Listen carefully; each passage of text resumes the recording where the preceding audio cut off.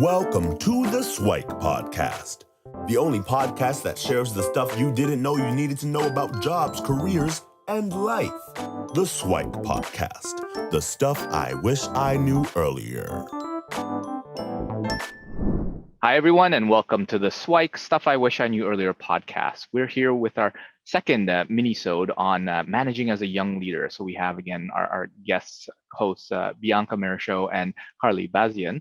And we're going to talk a little bit about redefining leadership. So we're going to have a discussion about realizing when you have to invest in leadership and how do you even do that, and then some aha moments along the way, and maybe sharing some resources and more SIWIKE for folks that are getting into those leadership roles.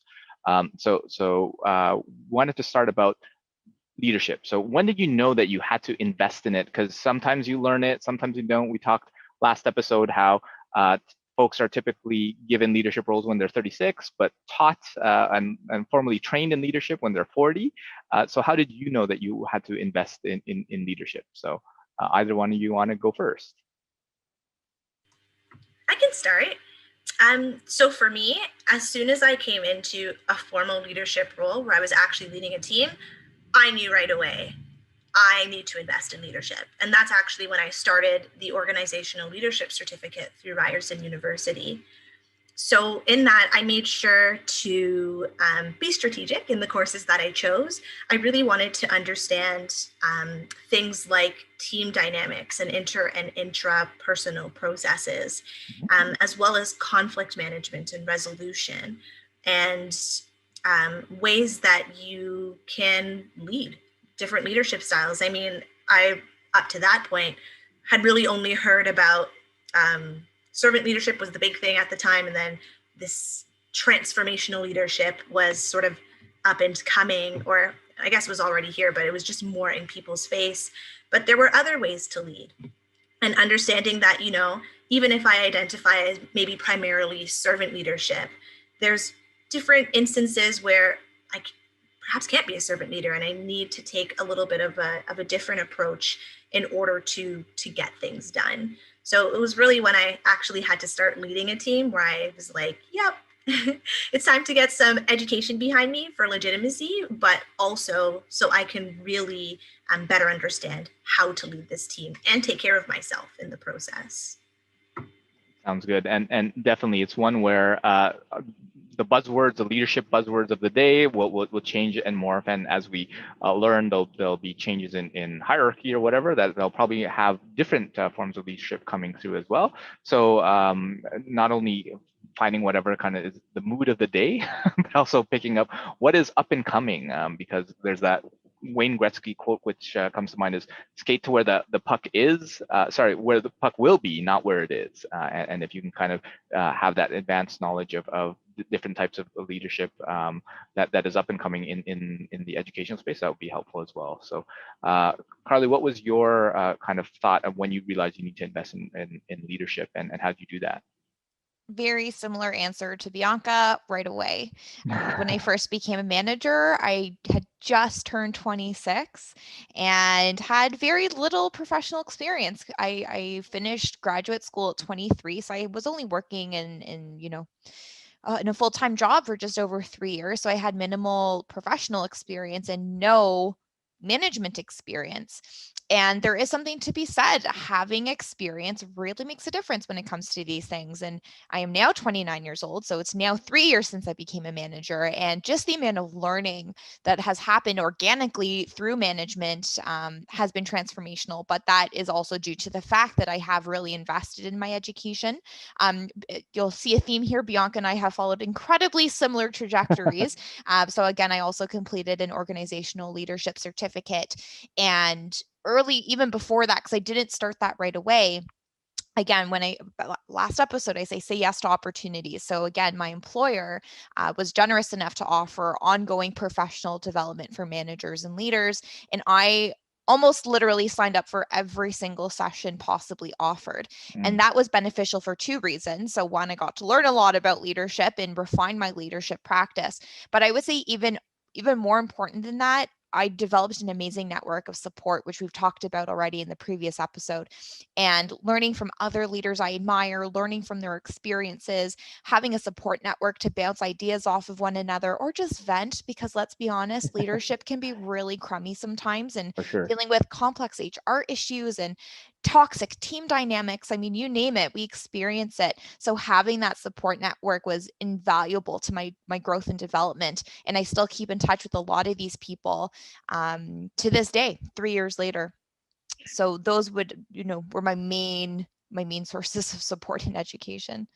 Yeah, I guess to provide kind of a contrasting experience, given that both of you had similar ones, where my kind of first foray into leadership, I guess I wasn't smart enough to realize that I had to invest in my leadership. Where I was kind of thrown in probably the fourth project that I was on at work. I was on a team and I had to manage like 7 people on a technology that I knew nothing about, right? And it wasn't until I guess a bunch of years later where I was formally enrolled in kind of like manager school, that sort of thing. So you can kind of hear where having that investment and knowing how important leadership skills, leadership training is, that can definitely help put your mind at ease in terms of being able to know what's upcoming. Versus me, I was kind of thrown into the deep end and I was doing my best trying to emulate the people around me, but sometimes that only goes so far when you have no idea what the rest of it might amount to. So I think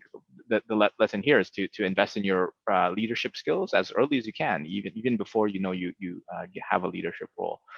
What about some of the aha moments? So as you're a new leader, developing yourself, developing others, what was a couple of the aha moments that were out there? Maybe Bianca, I'll ask you again. Sure. I think the biggest aha moment for me when I realized that my leadership was making an impact on the team was when I was no longer met with so much resistance, and folks were genuinely showing up curious and eager to learn. So part of being in that leadership management role was doing team meetings. And it can just be, going through sort of like a laundry list of things to do for the week, or talking about new initiatives that are going to be happening and getting folks' feedback and opinion on different things. And I just remember feeling like literally physically sick to my stomach sometimes having to lead them, because I was just always waiting, for someone to poke a hole. Or at the time, me thinking they're trying to undermine me, when it really wasn't undermining. It was just my insecurity, and they were just, curious and trying to understand things better. I will admit there were folks who tried to test me just to make sure I knew my stuff. And so that was nerve-wracking too.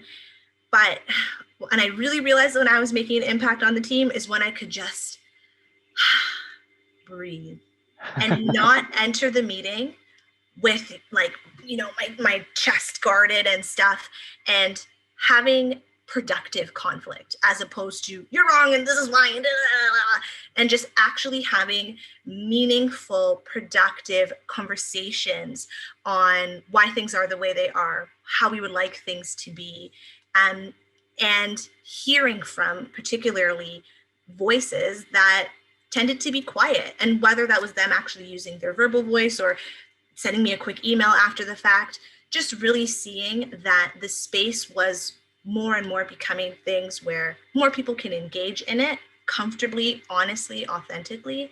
That's when I really started to realize that I was making an impact on the team. Yeah, that's amazing. And definitely one where if you had a lot of that physical and mental challenges going through the whole situation, then it makes things a lot easier when you can breathe and from there know that you're making an impact, because people are actually taking your ideas and comments seriously. So Carly, how about yourself? What were those aha moments, and when did you realize you were making an impact on the team? I have a very specific memory that must have been about a year or so into my first team that I was managing. I had invited a guest speaker in to facilitate a workshop on the languages of appreciation in the workplace. You may be familiar with the love languages. This is the exact same thing, but applied to the workplace. Right. So there's, 5 languages of appreciation or love, and how we like to experience appreciation is different from others, but we often assume how we like it is what other people want as well. And I remember feeling very hesitant. At that time, I was being very intentional about having guest speakers come in to do tons of professional development for my team, because similar to me in my journey on, learning how to be a leader, no one really gets taught how to be a team player either. So I figured, well, if that's learning I'm doing for myself, I should be extending the same opportunities to my team, which they never experienced. And this facilitator came in, and it was truthfully one of my most memorable 1.5-hour workshops I've ever participated in. I was expecting my team to not want to participate and not seeing the value and being so honest and vulnerable about what they need to feel appreciated at work. And they must have talked about how much they enjoyed that workshop for weeks afterwards. And seeing how people were being intentional about supporting one another. And with this team, unfortunately, due to really unpleasant previous leadership, there was a lot of distrust and maliciousness between one another, and having to rebuild that trust took a very long time. And this workshop really showed that what I was doing was working, and they were able to show up to this workshop and be vulnerable and be honest and show each other that they care about one another. And still to this day, because that was years ago at this point, it's still one of those moments that I will never forget. I'll never forget. Sounds amazing, and it's always a great feeling to know that you've been able to kind of transform things from an environment, an atmosphere of distrust to one of trust, where folks are trying to elevate each other. So that sounds like that's a great resource for folks to, as managers and leaders, to share with their teams. What are some other resources that you might want to give for folks that they could look up on their own or find out more about in order to become better managers and leaders? And maybe Carly, I'll have you go first. Sure. A little bit of a shameless plug, if that's okay. I've started a website recently. We will link to it in the show notes, carlybasian.weebly.com. And I have a ton of resources on there for different leadership learning. So I have a list of podcasts, books, different free online modules. Just to speak to some of my personal favorites, the Work Life podcast by Adam Grant, and all of his books have changed my life. I highly recommend it. Brene Brown, she also has a couple podcasts, a lot of books on leadership. So those are really good places to start. And again, I have lots more on my website, so we'll make sure to get that information to all of you listening. For sure. Bianca, do you have any other ones that you'd want to share as well? I love podcasts, and one of my favorite podcasts is the Work Life by Adam Grant podcast. And Adam Grant is an organizational psychologist, so fantastic resource. And I also love to read. There's a book that's just launched, I think 3 months ago now, called Leadership Reinvented: How to Foster Empathy, Servitude, Diversity, and Innovation in the Workplace by Hamza Khan. And it's a great book. Hamza is a great author. He also is author of The Burnout Gamble, which I think is also a really great resource. And I think these 3 places are really good to start, whether you're a new leader, a seasoned leader, been doing this a long time, especially with Leadership Reinvented. Leadership today is so different from 10 years ago, even 5 years ago. And this book is a really fantastic foundation about modern leadership and how, as leaders and managers, we really need to stand up and show up to be the changes that we want to see in the world. Yeah, I'm glad that Hamza's book is making its rounds. So he's a good friend as well. And so I'm glad that he's in the company of folks like Adam Grant, and I'm sure he'll be happy to hear that he's in good company. So absolutely. What is some other SIWIKE, as we kind of close off this kind of mini-sode for this section on refining and redefining leadership at this point? What are some of the SIWIKE, the stuff I wish I knew earlier for this section? And Bianca, what would some of the suggestions and advice you'd give? something that I would give, I would say learning is not a destination. You don't get there and then stop. Okay. I really think that, especially as leaders, as managers, as people, we really do have an obligation to continue to learn and unlearn, especially unlearning. In today's political and social climate, we really are doing ourselves a disservice if we are not engaging with things, and especially the hard, difficult to hear, to read, to learn topics. It's so important to make sure that we are pouring back into ourselves and challenging ourselves to be better and constantly redefining who we are and how we'd like to show up to the world. That's amazing. And yeah, I'm definitely a fan of adopting that lifelong learning mindset. So in leadership or in anything, make sure that you're continuing to grow. Carly, how about yourself? What would be the some SWIKE that you would share for folks in terms of refining and redefining their leadership? I have a very similar answer, just phrased a little bit differently, and it's constantly rethinking and forcing yourself to change and grow. Going back to Adam Grant, who we've now mentioned numerous times, he really is amazing at his craft. He recently published a book called Think Again that I highly recommend. And basically the thesis of that book is that we need to constantly be reevaluating our beliefs and forcing ourselves to change and to face that head on. And again, going back and reflecting back to just 3 years ago and who I thought I was as a leader then is very different from where I am now. And I know will be very different in the years and decades to come. So just constantly forcing yourself to reevaluate your beliefs, reevaluate your practices, and forcing yourself to be in that stretch zone. Because if you're too comfortable, you're just going to get stagnant and you're not going to grow that way.